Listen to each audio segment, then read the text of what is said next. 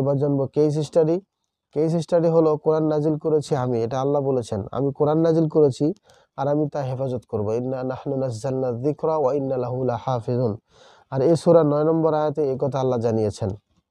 অন্য সব আসমানি কিতাবই বিকৃত করা হয়েছে, কিন্তু কোরআনে হাত দেওয়ার দুঃসাহস কারো আজ পর্যন্ত হয় নাই বা হবেও না। কোরআনের নিরাপত্তা যে কতটা শক্তিশালী নবীর অগণিত হাদিসে তার ইঙ্গিত মেলে। কোরআন নাজিল হওয়ার সময় নিরাপত্তা হিসেবে, কোরআন যখন নাজিল হয় তখন নিরাপত্তা হিসেবে কখনো কখনো 70,000 ফেরেশতাও নেমে আসতেন। সুবহানাল্লাহ। সামনে পেছনে পাহারা দিয়ে নামিয়ে আনতেন কোরআন।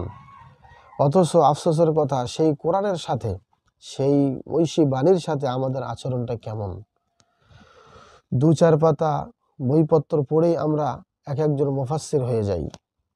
তারপর ইচ্ছামতো রং মিশিয়ে কোরআনের ব্যাখ্যা করা শুরু করি মাঠে ময়দানে, মেম্বারে বা খানকায়।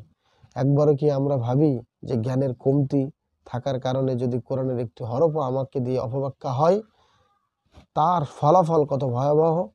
যে কোরআনকে হেফাজতের দায়িত্ব আল্লাহ নিজে নিয়েছেন, সেই কোরআন যদি আমরা ভুল ব্যাখ্যা করি বা আমি যদি ভুল ব্যাখ্যা করলাম, এর চেয়ে অভিশাপের বিষয় আমার জন্য আর কি হতে পারে? এই বিষয়ে আপনারা তাফসিরে তাবারির মধ্যে দেখতে পারবেন, প্রথম খণ্ডে 78 নম্বর পৃষ্ঠায়।